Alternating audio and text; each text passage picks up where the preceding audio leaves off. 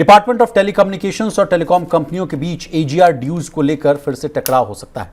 Department of telecommunications ने कंपनियों से अतिरिक्त हजारों करोड़ रुपए मांगे हैं। इस पर वोडाफोन आइडिया का कहना है कि सुप्रीम कोर्ट ने पहले ही यानी 2019 में साफ कर दिया था कि सिर्फ 2017 तक का ही हिसाब लिया जाएगा। उसके बाद का नया जो हिसाब यानी जो मैं रीअसेसमेंट की बात कर रहा हूं वो नहीं किया जा सकता।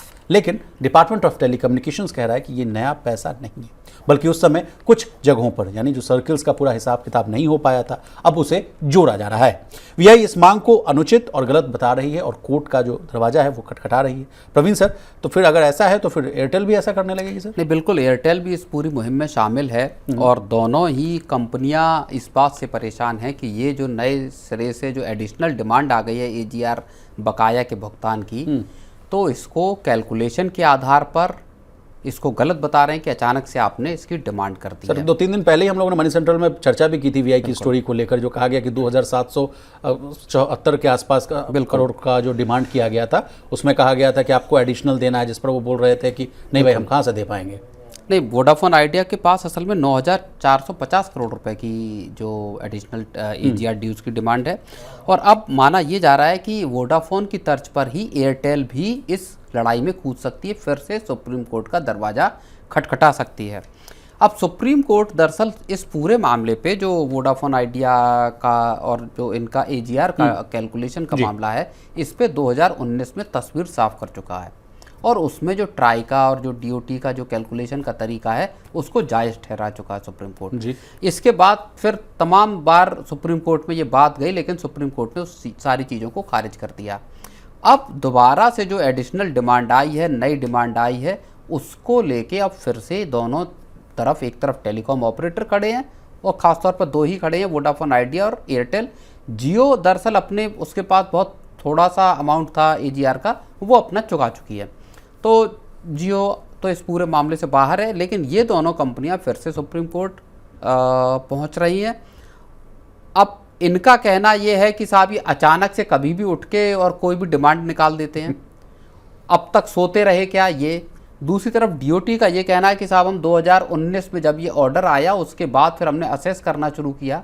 22 सर्किल हैं, 22 सर्किलों में अलग अलग जब अधिकारियों ने उनको असेस किया, उनका आकलन किया, तो अब जाके ये रकम निकल के सामने आई है और अब इसका भुगतान इनको करना पड़ेगा। इसमें कोई कैलकुलेशन का या कोई नया मसला है ही नहीं, कोई नई डिमांड है ही नहीं, ये तब की ही डिमांड है जिसको इनको चुकाना था, जिसको हमने जारी अब किया है। तो सर इसमें कौन सच्चा है कौन झूठा है, इसका फैसला कौन करेगा? कोर्ट। अब तो बात तो कोर्ट पे पहुंच गई है, लेकिन अगर कैलकुलेशन के को लेके कोई लड़ाई नहीं है तो ये समझिए कि डीओटी इसमें सही साबित होगी।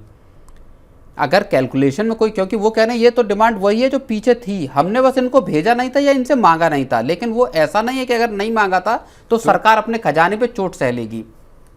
आखिर भाई पिछले 5 साल पहले 10 रुपए बकाया थे, अब उसने आज उसकी डिमांड की कि आप हमारे वो 5 साल पहले के 10 रुपए लौटा दीजिए।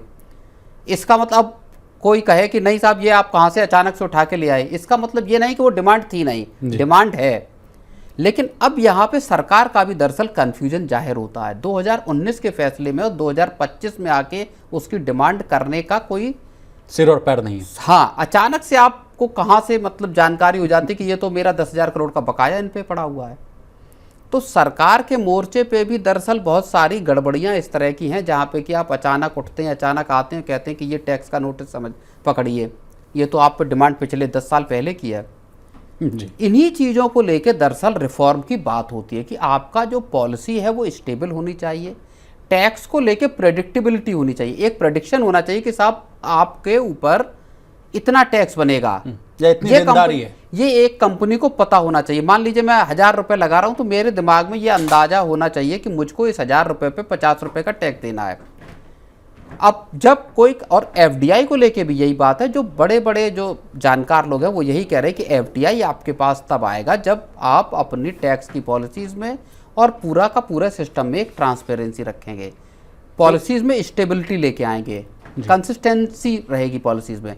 अब आपने एफडीआई मान लीजिए कोई लेके आता है, कोई विदेशी कंपनी। नहीं सर, वीआई का ये स्पेसिफिक बात कर लेना। अभी तो हम लोग चर्चा भी कर रहे थे कि $1 अरब के आसपास का हम लोग इन्वेस्टर खोज रहे हैं, नया लोग कोई आए जो मैनेजमेंट को भी संभाले, कुछ स्टेक भी ले ले। आदित्य बिरला ग्रुप भी कह रही थी कि चलिए हम 10-15% का स्टेक भी मान लीजिए बेच दीजिए। कहाँ से कोई ले पाएगा सर? जिस तरह का जो कन्फ्यूजन है, 26 से आप कह रहे हैं कि हम ऑपरेशन चला नहीं पाएंगे, पैसा है नहीं हमारे पास, और 2 लाख करोड़ का कर्ज है, 1.18 करोड़ का तो सर मुझे लगता है कि लाइसेंस वाला फीस वाला मामला ही जुड़ा हुआ है, और 84,000 करोड़ का एजीआर ड्यूज है। बिल्कुल, तो ये समस्याएं दरअसल हैं। एफडीआई का की जो बात मैं कह रहा था उसमें भी यही बात है कि अगर कोई भी कंपनी या कोई इन्वेस्टर अगर भारत में पैसा लगाना चाहता है तो सबसे पहले, या मैं ही कहीं अगर पैसा लगाना चाहता हूँ तो सबसे पहले कोई ये देखेगा कि भाई यहाँ पे टैक्स का मुझको कितना टैक्स चुकाना पड़ेगा, ओवर द ईयर्स टैक्स का क्या कैलकुलेशन गणित रहेंगे हमारे। ये तो सीधा सीधे रेट्रोस्पेक्टिव टैक्स वाला मामला है सर। इसी वजह से जो रिफॉर्म की बात बार बार आती है कि आपकी पॉलिसीज़ जो है वो एक समान एक जैसी रहनी चाहिए ताकि किसी को अंदाज़ा रहे उसमें जी। और यहाँ पे सरकारों की थोड़ी, आप एक बार क्लियर कर लीजिए इस पूरे मसले को। टेलीकॉम सेक्टर खास तौर पे जो टैक्स के मसला है एजीआर का लेके, या लाइसेंस फीस को लेके, या स्पेक्ट्रम यूसेज चार्ज को लेके, वो बड़े कॉम्प्लेक्स और ऐसे हैं कि जिनमें सालों साल कोर्ट की लड़ाई और बहस में कंपनियां फंसी हुई हैं जी। तो ये मसले कुछ ऐसे हैं जिसमें मुझे लगता है कि निपटारा सरकार को सोच समझ के कंपनियों के साथ बैठ के इसका निकालना चाहिए। लेकिन प्रवीण सर, टेलीकॉम सेक्टर से जुड़ा हुआ एक और खबर भी है, जो कहा जा रहा है कि टेलीकॉम के रेगुलेटर जो है ट्राई, उन्होंने जियो और तमाम जितने भी जो ऑपरेटर्स हैं उनको लताड़ा है। उन्होंने कहा है कि आप जो सस्ता प्लान ला रहे थे, जियो और एयरटेल की मैं बात कर रहा हूँ, उसको आपने ख़त्म कर दिया। अब जो प्लान जिसकी मैं बात कर रहा हूँ, पहले क्या था सर, 249 रुपीज़ में रोज़ 1 GB डेटा मिलता था 28 दिन के लिए। अब क्या कर दिया गया है, एयरटेल का 299 का प्लान है, उसमें 1 GB एक दिन मिल रहा है प्रतिदिन, और जियो ने उसी 299 प्लान में 1.5 GB देने की बात कही है, वो प्रतिदिन वही वाला मामला है। इन सस्ते प्लान्स को ख़त्म करने के पीछे तर्क दिया गया कि हम भाई स्टडी किए, कंज्यूमर का बिहेवियर हम लोगों ने स्टडी किया, कैसे उनका डेटा का कंजम्पशन है उसको स्टडी किया, उसके आधार पर हम लोग कंक्लूजन निकाले कि नहीं भाई ये प्लान को हम लोग नहीं चला सकते हैं। लेकिन बात तो यही उठती है ना सर कि जिस देश में 90% लोग जो है आज भी 10,000 रुपये से कम की कीमत का जो है इनकम कर पा रहे हैं, हमारी जो आबादी है वो आज भी 60% के आसपास एग्रीगेरियन है, गांव देहात में लोग जो है फ़ोन का इस्तेमाल करते हैं, उनको तो कम कीमत वाला रिचार्ज चाहिए ना भाई। वो कहाँ से हर महीने जो है 400-500 रुपये का रिचार्ज कराएंगे? तो क्या ट्राई का जो लताड़ना है वो सही है सर? नहीं, देखिए डीओटी ने इसमें, डिपार्टमेंट ऑफ टेलीकम्युनिकेशन ने इसमें जियो से और एयरटेल दोनों से एक्सप्लेनेशन मांगा है कि आप स्पष्टीकरण दीजिए कि आपने जो 1 GB वाला जो सबसे सस्ता एंट्री लेवल प्लान था उसको आपने बंद क्यों किया। और इसके साथ ही डीओटी ने ट्राई को बोला है, निर्देश दिया है कि आप इस पूरे मामले की जांच करिए और उसके बाद एक रिपोर्ट हमको दीजिए। तो इसका मतलब है डीओटी का मतलब हो गया सरकार इस मामले में सीधे दाखिल है, सरकार का सीधे दखल है। ये पूरा मसला इस वक्त उठना इस वजह से भी बहुत मौजूद हो जाता है क्योंकि अभी सरकार जिस तरह का एक्शन में है उसमें वो आम कंज्यूमर के हाथ में पैसा देना चाहती है, मिडिल क्लास को राहत देना चाहती है, बिल्कुल चीज़ों को सस्ता करना चाहती है। सरकार अपना टैक्स घटा रही है, सरकार अपने खजाने पे चोट सह रही है, सरकार ये कह रही है कि आप आम कंज्यूमर के ऊपर बोझ बढ़ा रहे हैं। अल्टीमेटली वो गुस्सा सरकार के खिलाफ निकलता है, कंपनियां दाम बढ़ाती हैं, गुस्सा सरकार के खिलाफ निकलता है। तो ऐसे में जो एक छोटे प्लान थे, जो 250 रुपये का प्लान था मान लीजिए, उसको आपने ख़त्म करके उसको पैसे उसके बढ़ा दिए। तो आम आदमी जो एक बेसिक नेसेसिटी के तौर पे फ़ोन का इस्तेमाल कर रहा है और फिर किसी घर में 2-3 अगर फ़ोन है तो वहाँ खर्चा अच्छा खासा बढ़ जाता है जी। दूसरी बात ये आ जाती है आपकी कि आखिर देखिए 1 करोड़ से ज़्यादा 100 करोड़ से ज़्यादा माफ कीजिए मोबाइल फ़ोन देश में हैं जी। तो उन कंज्यूमर्स पे आप इसी दिसंबर में 15% की बोझ लाना चाहते हैं जी। तमाम तरह की आरपू का जो रट लगाए हुए हैं, बिल्कुल 250 और 300 के आसपास हम आरपू ले जाना चाहते हैं, उसके आड़ में जनता जो है पिस रही है सर। बिल्कुल, तमाम जो एनालिस्ट हैं, तमाम जो ब्रोकरेज हाउस की रिपोर्ट है उसमें ये कहा जा रहा है कि इसी साल के आखिर तक 15% की मार पड़ सकती है। सरकार ने 2 टैक्स स्लैब खत्म कर दिए इसी चक्कर में कि जनता बहुत परेशान है। 48,000 करोड़ का घाटा सहने को भी तैयार है सर। और टेलीकॉम कंपनियां बोझ बढ़ा रही हैं और फिर ये कहा जा रहा है कि अगले साल फिर टैरिफ हाइक होगा। जेफरीज की रिपोर्ट थी सर। तो लगातार जो मोबाइल कंपनियां हैं वो इकलौते ऐसे उसमें माहौल में हैं जहां वो कंज्यूमर के ऊपर, और देखिए तमाम जो रिपोर्ट है उनमें ये भी कहा जा रहा है कि मोबाइल जो है वो नया ऑयल है। जो पेट्रोल डीजल की अहमियत होती थी उसी तरह मोबाइल फ़ोन की आज अहमियत है, जिसके बिना काम नहीं चल सकता। Data is the new oil.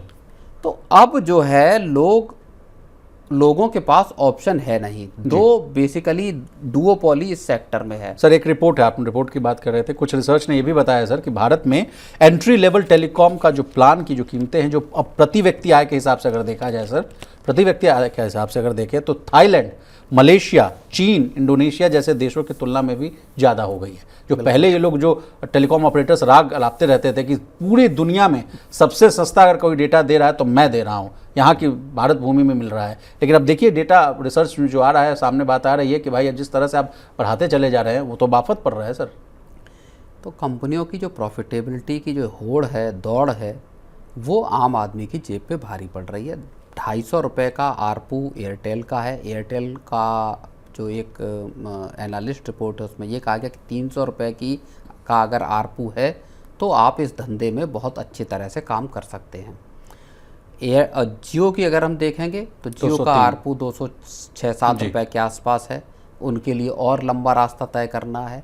लेकिन यहाँ बात वही आ जाती है कि 100 करोड़ से ऊपर जब मोबाइल फ़ोन है देश में, सबके सब पैसे दे के, सबके सब पैसा दे के आपकी अब वो जमाने नहीं रहे कि आप रिचार्ज नहीं करा रहे लेकिन आप कॉल भी कर ले रहे हैं, आप फ़ोन सुन भी ले रहे हैं, तुरंत से बंद हो जाता है। अब कंपनियां उसको डिसकंटिन्यू कर देती हैं। तो ऐसे वक्त पे जब हर कंज्यूमर आपको पैसा दे रहा है, आप कुछ वक्त के लिए प्रॉफिटेबिलिटी को या अपने मार्जिन्स को थोड़ा कम करके भी चल सकते हैं, और यही सवाल है। और इसी वजह से सरकार अब इन कंपनियों को लेके सख्त होती हुई दिखाई दे रही है।